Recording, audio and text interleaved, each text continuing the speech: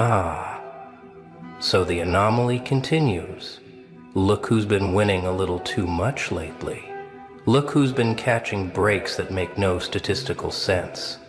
Look who's been dodging bullets and finding gold where others find dust. They're watching you now, aren't they? Refreshing your socials, counting your wins, taking screenshots, whispering in their group chats, trying to decode the formula behind your sudden ascension. Because something shifted, didn't it? One day you were drowning in the same quicksand as everyone else, and then boom, doors started opening.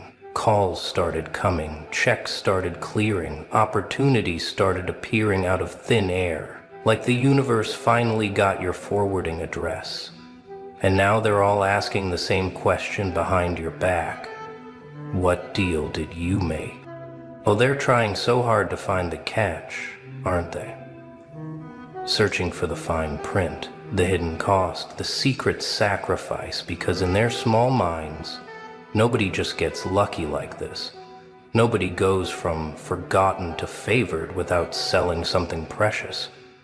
They're convinced you traded your soul at a crossroads, made a pact with darkness, shook hands with something unholy. But here's what kills them the most. You didn't make any deal. You didn't sign any contract. You didn't sacrifice anything except the version of you that believed in their limitations. You see, luck isn't what they think it is. Luck is what happens when you stop negotiating with mediocrity and start demanding what you deserve. Let me paint you a picture of what's really happening here. Every time you win, they lose their minds a little more. That promotion you got while they're still stuck in the mailroom. That relationship that appeared right when you stopped looking. That opportunity that fell into your lap while they're still sending desperate emails into the void. They're creating spreadsheets trying to track your success, looking for patterns, checking moon phases, researching your bloodline, convinced there's some ancestral magic at play. Some are even visiting psychics, asking about you specifically. What protection do they have? What entity watches over them? What did they do to break the matrix? The truth is so much simpler and so much more terrifying. You stopped playing by their rules. You stopped accepting their version of possible. You stopped asking permission to receive what was always meant for you. And the moment you did that, the moment you truly believed you deserved better, everything rearranged itself to match your new frequency. But they can't accept that, can they? Because accepting that would mean admitting they're the architects of their own limitations. It would mean acknowledging that while they were busy making vision boards and chanting affirmations, you were busy becoming magnetic to success through pure, unbothered confidence. You know they're watching, right?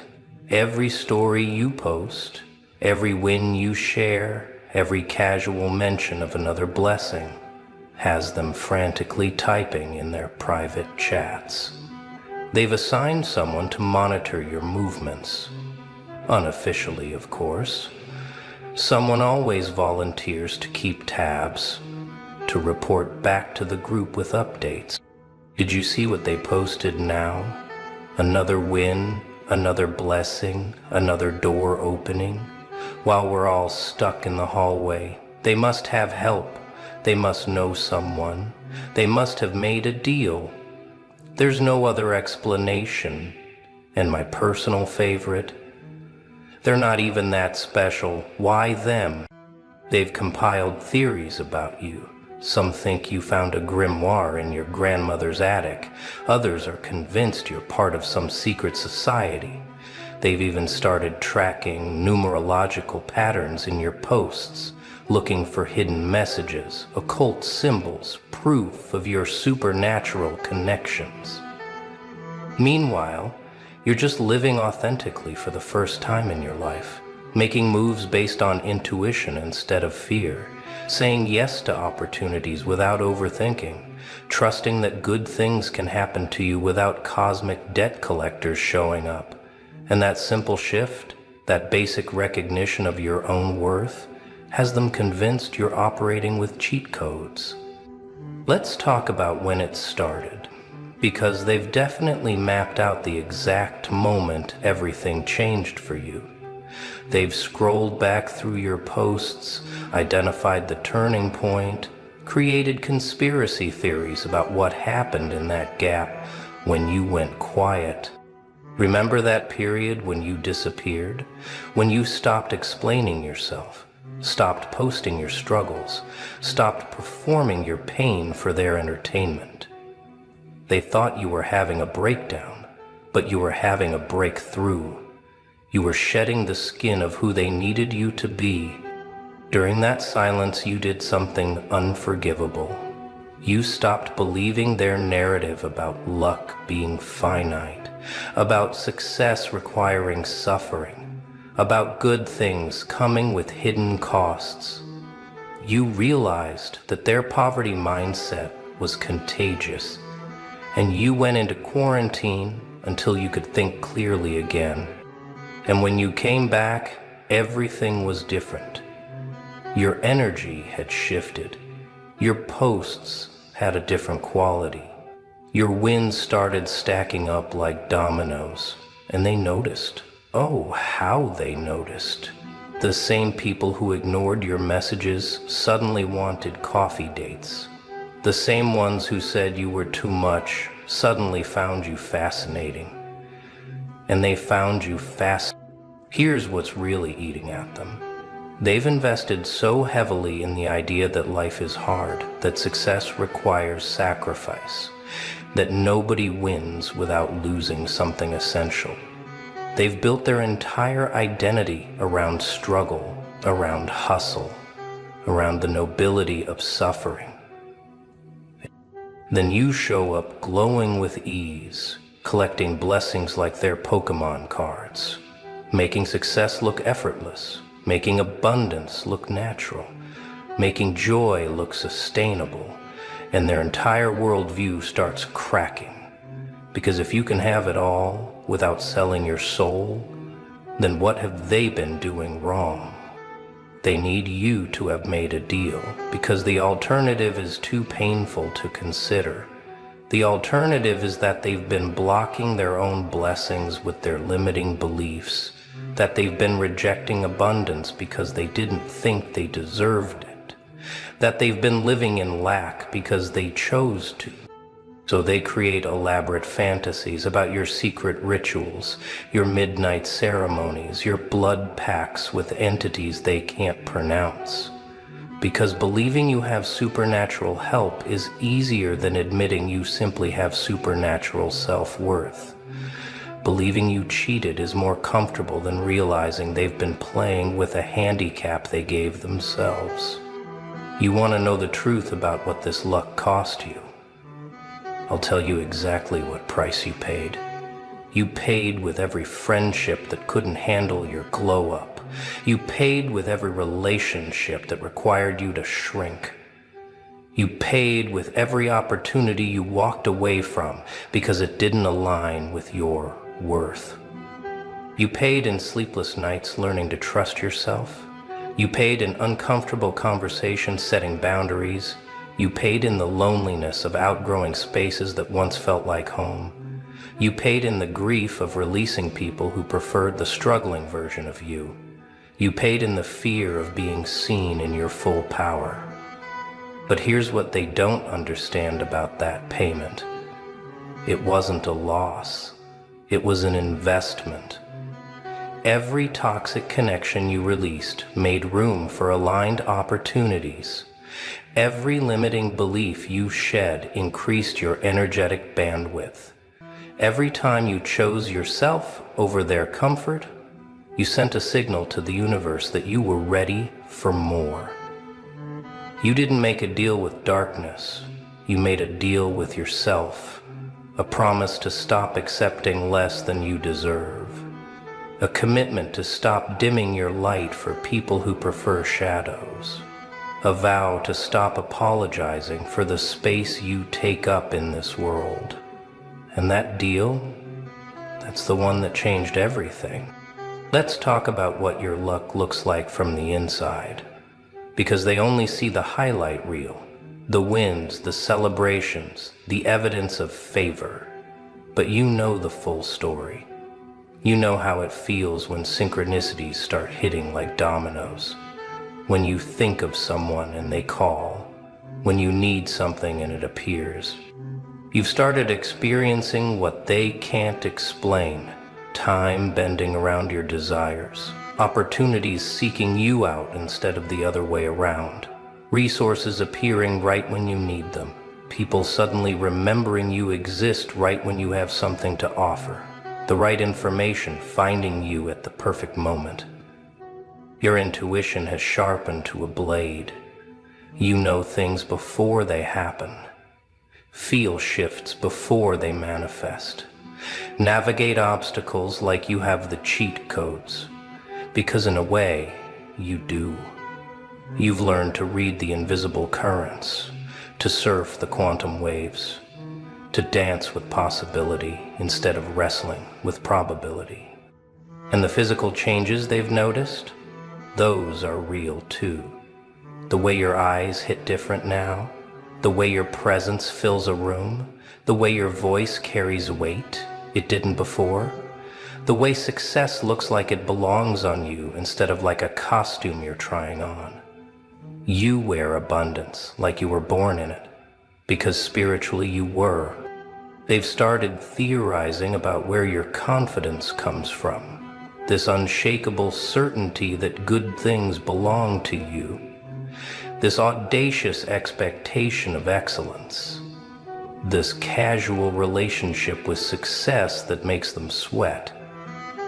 They're convinced something external must be feeding it.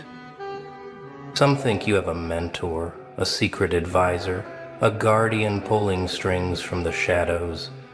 Others believe you've tapped into ancient knowledge discovered, some prosperity scripture joined some abundance cult. They're sharing YouTube videos about manifestation techniques, convinced you've mastered something mystical. But the truth would disappoint them. You simply started acting like someone who deserves good things. Started moving like abundance is your birthright. Started speaking like success knows your name. Started showing up like the universe works for you, not against you. And reality had no choice but to rearrange itself to match your conviction. This is what they can't duplicate in their vision boards and affirmation sessions. This bone-deep knowing that you're worthy. This cellular level certainty that you're meant for more. This quantum entitlement to excellence that bypasses all their careful calculations. You don't hope for good things, you expect them. And expectation is the highest form of prayer. Let's break down their emotional economics for a moment. Every blessing you receive feels like theft to them. Every win you celebrate registers as their loss. Every door that opens for you sounds like one slamming in their face. They're operating from scarcity, convinced there's not enough good to go around. So they count your blessings like an accountant looking for fraud, keeping tallies, making comparisons, calculating the exact moment you exceeded your allotted happiness quota. According to their mathematics, you've withdrawn more than your share from the cosmic bank of good fortune. They're furious that you're not following proper blessing protocol. You're supposed to struggle first, suffer adequately, prove your worthiness through pain. You're supposed to wait your turn, stand in line, pay your dues, but you walked straight to the front like you owned the place, and the universe said, yes, please, right this way.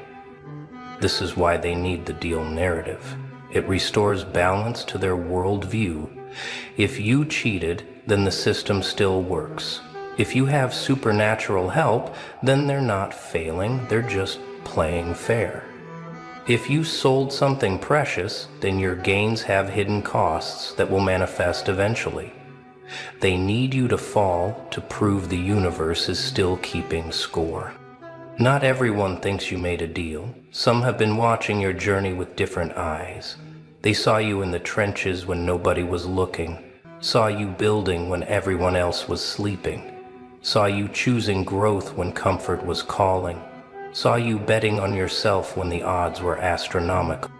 These are the ones who know the truth, that your luck is just delayed compensation for all the times you showed up when it didn't pay off, that your blessings are compound interest on investments you made in yourself when you couldn't afford it, that your wins are the universe balancing the books after watching you give when you had nothing.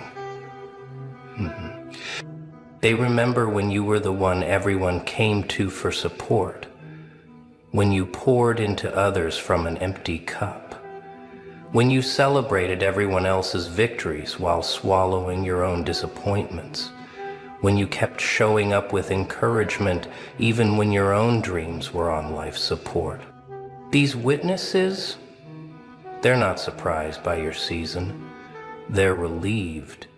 The universe finally got its act together, finally started treating you like the rare soul you are, finally recognized that some people don't need to be broken to be blessed. Some people just need to be given the chance to show what they've been carrying all along. If they really want to know about rituals, let me tell you about yours. The daily practice of choosing yourself, the morning meditation of remembering your worth, the evening ceremony of releasing what doesn't serve you, the constant ritual of saying no to anything that requires you to shrink. Your altar is your standards. Your offerings are your boundaries. Your prayers are your actions, aligned with your values. Your sacred text is the story you tell yourself about what's possible. Your congregation is the energy you allow in your space. Your communion is with the highest version of yourself. You perform the ritual of radical self-belief every time you price your services without apology, every time you walk away from disrespect, every time you celebrate your wins without dimming them, every time you receive compliments without deflecting, every time you take up space without apologizing. Out of the ashes, a new personage is born. You are a loop. This is the magic they're sensing. The sorcery of someone who stopped asking permission to exist fully. The witchcraft of authentic self-love. The alchemy of turning self-doubt into self-trust. The mysticism of believing you deserve good things before they show up. The occult practice of acting like you belong in every room you enter. Let's discuss what else has been happening since your luck went supernatural. The way problems solve themselves before you can stress about them. The way toxic people remove themselves from your life without drama. The way your body feels different, lighter, more electric. The way animals and children gravitate toward you now. You've noticed how your words carry more weight. How your presence shifts the energy of spaces, how your absence is felt in ways it never was before, how your approval has become currency in circles that once ignored you, how your attention has become a gift people compete for. These are the side effects of alignment, the natural consequences of living in your truth, the inevitable results of stopping the performance of smallness. The automatic upgrades that come with accepting your inherent value. The standard features of existing at your actual frequency instead of the one they assigned you. They think these are signs of your deal, proof of your supernatural backing, evidence of your cosmic cheat code. But these are just what happens when someone stops living in contradiction, when someone stops rejecting their own blessings, when someone stops arguing with their destiny, when someone stops making themselves small to make others comfortable. Their envy has become a full-time job, monitoring your movements, tracking your victories, analyzing your posts for hidden meanings. They've become forensic experts in your success, studying every detail, looking for the smoking gun that proves you didn't earn this. Some have started copying your moves, posting at the same times, using similar captions, hoping to hack your algorithm. But it doesn't work because they're copying the external without understanding the internal. They're mimicking your actions without matching your energy. They're performing your confidence without possessing your certainty. Others have gone the opposite route, posting increasingly desperate content about their struggles, hoping to trigger your savior complex, waiting for you to reach down and pull them up like you used to. But you've learned the difference between helping and enabling, between supporting and sacrificing, between compassion and self-destruction. The economy of their envy is bankrupting them emotionally. Every moment spent dissecting your success is a moment not spent building their own. Every theory about your advantages is energy not invested in their growth. Every conversation about your deal is a conference call with their own limitations. They're already predicting your downfall, marking calendars for when the other shoe will drop, when the bill comes due for all this unearned favor, when karma catches up with your cosmic credit card, when the universe realizes it's been giving you too much and starts collecting with interest. They've prepared speeches for your inevitable humbling, practiced their fake sympathy for when it all comes crashing down, rehearsed their I told you so's for when your luck runs out, selected the perfect gifts for when your blessings become lessons, made playlists for your fall from grace. But here's what they don't understand about your trajectory. This isn't luck having a good run. This is alignment finding its rhythm. This isn't a phase or a season or a temporary glitch in the matrix. This is what happens when someone stops living below their means, energetically. When someone stops accepting spiritual minimum wage. Your forecast shows more of the same. Exponential growth, compound blessings, multiplicative abundance, not because you made a deal, but because you broke one.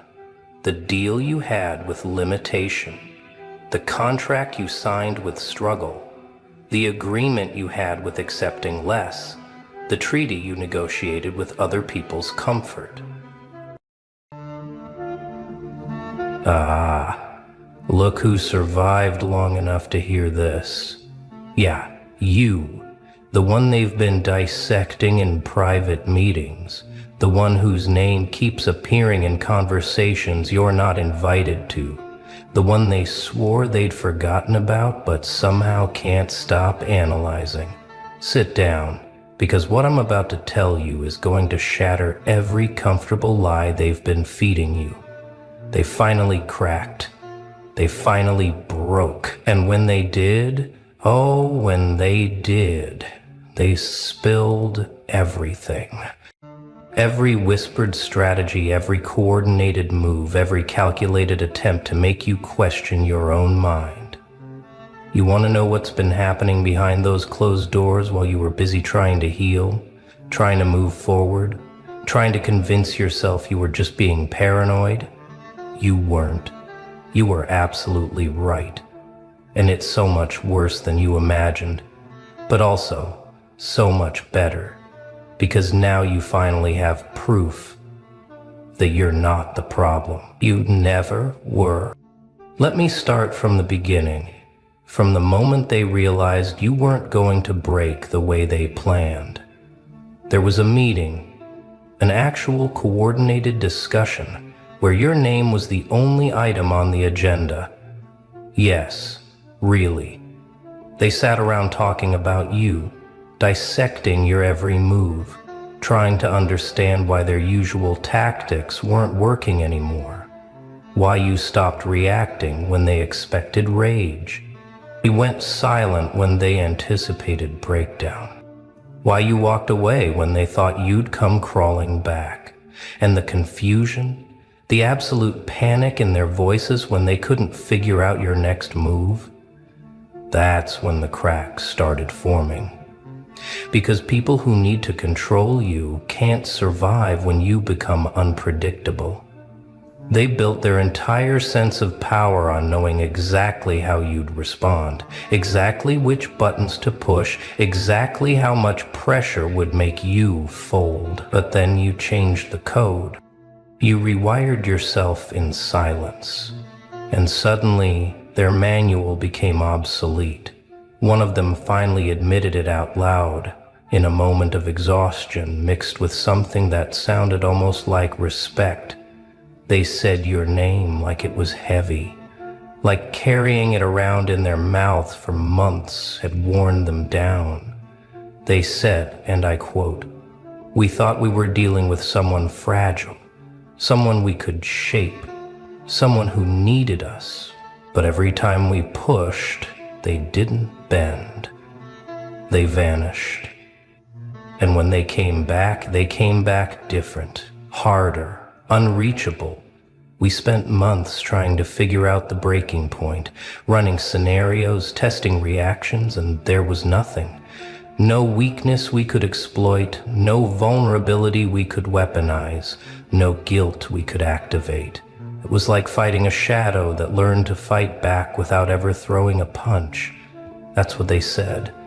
They called you a shadow, not because you disappeared, but because you learned to exist in a way they couldn't touch anymore.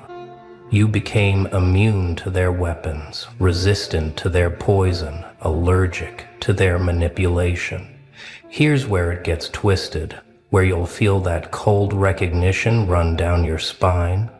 They admitted to planting people in your life.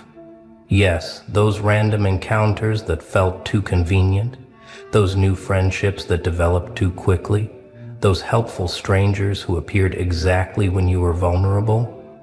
Some of them weren't accidents. They were assignments. They sent scouts disguised as supporters, guys wrapped in sympathy, informants cosplaying as friends. Their job was simple: get close, gain trust, report back. Find the wound that hasn't healed. Locate the fear they can leverage. Identify the dream they can dangle like bait. And you know what's beautiful? What's absolutely poetic about this whole thing? Most of those people came back empty-handed. They came back confused, frustrated. Some even came back changed, because spending time in your presence, even with ulterior motives, exposed them to something they weren't prepared for: your authenticity, your quiet strength, your refusal to perform for validation. It infected them. Some of them started questioning their own lives, their own compromises, their own participation in systems designed to crush spirits like yours.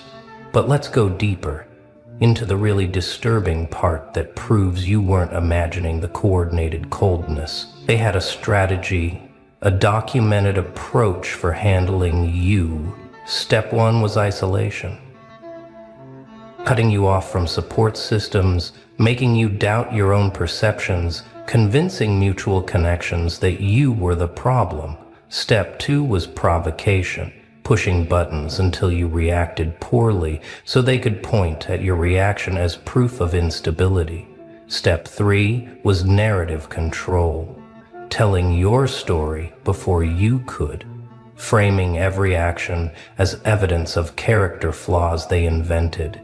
And step four, The final phase was replacement, bringing in new people to fill the space you occupied, demonstrating that you were expendable, forgettable, easily substituted. They ran this playbook meticulously, checking off stages like a project timeline, and it almost worked. It would have worked on most people, but you weren't most people. You were the glitch in their system, the variable they couldn't account for, the outcome that refused to follow their predictions. When isolation didn't break you, when you thrived in solitude instead of withering, that's when the panic set in. They expected loneliness to drive you back, to make you desperate for reconciliation on their terms. But you built an entirely new life in that space they created. You found peace in the quiet they meant as punishment. You discovered strengths in the absence they designed as weakness. And watching you bloom in the desert they created, that destroyed them more than any confrontation ever could. One of them said in a moment of bitter honesty, "We gave them nothing, and they built everything."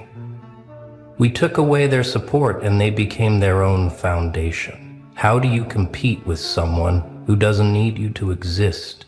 That question hung in the air like smoke, choking them with the realization that their power over you was always an illusion you allowed them to maintain. The moment you stopped pretending they had control, their empire collapsed into dust. Now here's where the confession gets really interesting, really validating. For every moment you felt crazy, for sensing something was off, they coordinated their stories. Before any interaction, before any public appearance, before any mutual gathering, they synced narratives. They agreed on which version of events to present, which aspects of your character to emphasize, which parts of history to conveniently forget. This wasn't paranoia, this was conspiracy. Actual, documented, deliberate coordination to gaslight you into questioning objective reality. They rehearsed their concern, practiced their disappointment, perfected their surprised innocence when you called them out. And the sick part, they believed they were helping you by lying. They convinced themselves that manipulating your perception was somehow for your own good, that controlling your narrative was an act of love, that systematically undermining your reality was justified by their superior understanding of what you needed. The narcissism embedded in that logic is staggering. The arrogance required to decide someone else's truth needs editing. But you felt it, didn't you? Every time stories didn't quite match, every time reactions felt rehearsed, every time the energy in a room shifted the moment you entered, your instincts were screaming truth while they were singing lies in perfect harmony. And they called you paranoid for noticing. They labeled you sensitive for detecting. They diagnosed you as broken for refusing to accept their manufactured reality. That's the cruelest part of coordinated gaslighting. It makes you doubt the very instrument you need to navigate truth. Your intuition, your gut, your inner knowing that something is fundamentally wrong. They wanted you to distrust yourself more than you distrusted them. And for a while it worked. You questioned your own memories, second-guessed your own experiences, apologized for reactions that were perfectly appropriate responses to their deliberately inappropriate behavior. But then something shifted, didn't it? You stopped asking them to validate your reality and started trusting your own nervous system. The person who broke first, who spilled everything in a moment of guilty conscience mixed with exhausted resentment, they revealed the exact moment the group knew they'd lost. It was when you stopped explaining yourself, when you stopped defending your choices, stopped justifying your boundaries, stopped participating in debates about your own character. They said your silence was terrifying, because it meant you'd moved beyond caring what they thought, and people who don't care can't be controlled.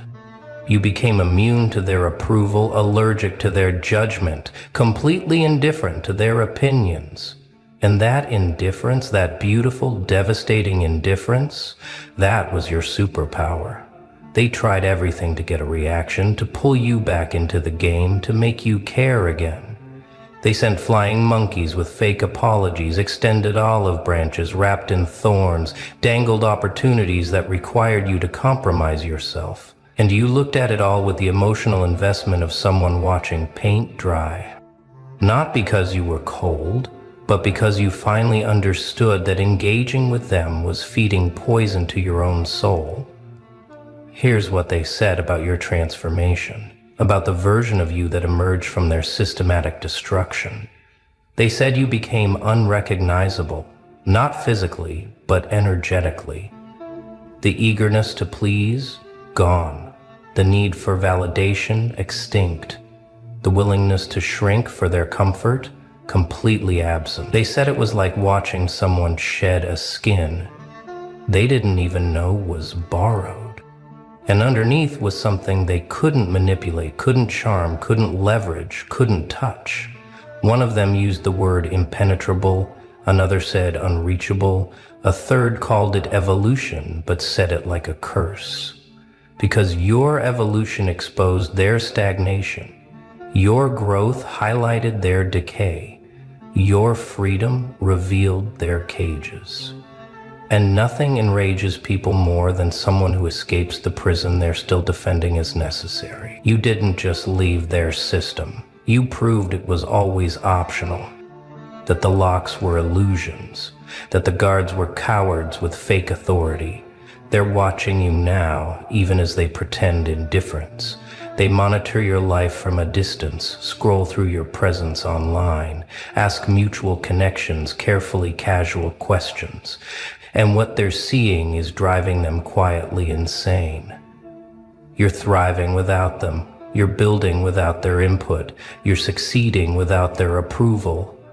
Every milestone you reach, every goal you achieve, every moment of joy you experience, it's evidence that they were never necessary, never helpful, never anything but obstacles disguised as support. And that truth is eating them alive from the inside. Because if you're better off without them, what does that say about their value? If you're happier in their absence, what does that say about their presence? If you're stronger after cutting them off, what were they providing besides weight? These questions haunt them in quiet moments, bubble up during their own struggles, whisper truths they refuse to acknowledge. You were never the problem.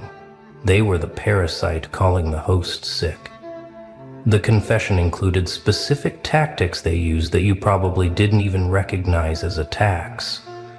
Withholding information you needed while claiming they forgot. Scheduling important events when they knew you couldn't attend, then expressing disappointment at your absence. Praising you publicly while undermining you privately. Supporting your goals in words while sabotaging them in actions. Asking for your opinion, then dismissing it. Seeking your advice, then doing the opposite while blaming you for the outcome. Each tactic carefully designed to erode confidence, plant doubt, maintain dependence. And the genius of it, if you called them out, they had plausible deniability. It was just a mistake, just a miscommunication, just a misunderstanding. You're being too sensitive, too suspicious, too defensive. They turned your accurate perception of their intentional harm into evidence of your instability. As master-level manipulation, turning someone's correct assessment of abuse into a symptom of the abuse itself. But you started documenting, didn't you? You started keeping receipts. And the pattern became undeniable. Here's the part that will validate every moment of self-doubt, every time you wondered if you were overreacting. They admitted the reactions they provoked were intentional. They pushed until you snapped, specifically so they could point at the snap as proof. They remained calm during your justified anger, specifically so they could call you unhinged. They stayed collected during your appropriate response, specifically so they could frame you as out of control. It was theater, carefully staged performance designed to make you the villain in a story they were directing. And when you finally stopped performing, when you refused to react at all, they lost their script. They didn't know how to handle someone who wouldn't play their assigned role. So they escalated, pushed harder, invented new provocations. And when that didn't work either, when you remained unmoved, that's when they knew you were gone. Not physically absent, but psychologically unreachable. And unreachable means uncontrollable.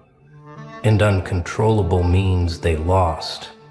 The meeting where everything spilled, where the facade finally cracked, it happened because one of them got tired. Tired of maintaining the lies, tired of coordinating stories, tired of pretending the campaign against you was justified. They said something that stopped everyone cold. We've been acting like we're the victims of someone who never actually hurt us. We've been treating them like a threat, when the real threat was always how they made us feel about ourselves. And that statement, that moment of uncomfortable honesty, it opened the floodgates. Suddenly others started admitting things. The jealousy they disguised as concern, the envy they masked as criticism, the insecurity they projected as judgment. Your success wasn't threatening because it harmed them. It was threatening because it proved you didn't need them. Your happiness wasn't offensive because it excluded them. It was offensive because it exposed the misery they were defending as normal. You weren't difficult to love. You were difficult to control. And that distinction, that fundamental difference, it rewrites the entire narrative. They also confess to something that explains so much about the random attacks, the unexpected cruelty, the seemingly motiveless sabotage. They were afraid of you, not afraid you'd hurt them, afraid you'd inspire others, afraid your freedom would become contagious, afraid your refusal to settle would make their settling visible, afraid your standards would expose their compromises, afraid your authenticity would reveal their performance. You represented everything they'd convinced themselves was impossible, impractical, idealistic, and watching you live it, actually embody it, daily prove it possible, that made their carefully constructed justifications crumble. If you could do it, what was their excuse? If you could walk away from dysfunction, why were they still swimming in it? If you could choose yourself, why were they still choosing their chains? These questions destabilize entire identities built on victimhood, entire philosophies built on limitation, entire lives built on settling. You were an existential threat not to their safety, but to their excuses. Now, let's talk about the replacement strategy they ran, because this explains why certain people entered your life with such perfect timing. When you started pulling away, when your boundaries got firmer, when your availability decreased, they panicked. So they recruited replacements, people who would play the role you were abandoning, provide the supply you were withdrawing, occupy the space you were vacating. And they positioned these people strategically, introduced them with glowing endorsements, created opportunities for connection. The goal was twofold: show you that you're replaceable, make themselves less dependent on your presence. But here's what they didn't anticipate. The replacements couldn't replace you because you weren't a role, you were a person. Your value wasn't in function, but in essence. And trying to fill your absence with someone else just highlighted the uniqueness they'd lost. The new people were fine, perfectly adequate in their own right, but they weren't you. And that irreplaceability, that undeniable specificity of who you are, that haunts them. They thought they could plug someone else into your position, like switching parts in a machine. But humans aren't interchangeable components, and you, specifically you, left a void shaped exactly like your presence. Nothing else fits. They're dealing with regret now, though they'll probably never admit it directly. One of them said, in the closing moments of the confession, "I think we made a mistake. I think we destroyed something rare because we couldn't handle how it made us feel." And that statement, that acknowledgement, it doesn't undo the damage, doesn't erase the pain, doesn't obligate you to anything, but it does confirm what you always knew deep down. You weren't the problem. You were the mirror. And people who don't like what they see have two choices: change themselves or break the mirror. They chose the latter. And now they're surrounded by shattered glass, cutting themselves on pieces of reflection, unable to escape the truth that destroying you changed nothing about them. They're still the same people with the same problems, just now with added guilt and the ghost of what could have been if they'd chosen growth instead of destruction. But here's your power moment. Here's where you reclaim everything they tried to take. You don't need their confession to validate your reality. You don't need their admission to trust your experience. You don't need their regret to move forward. Their breakdown, their spilling of secrets, their exposure of tactics, it's interesting information, but it's not necessary for your healing. Because you already did the work. You already processed the betrayal, integrated the lessons, built the new life.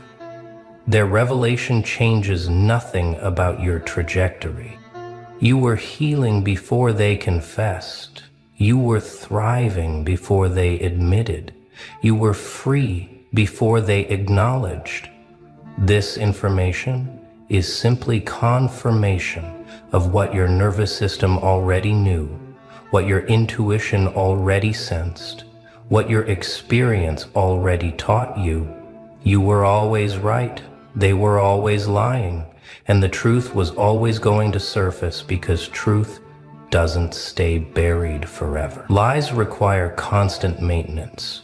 Truth just waits.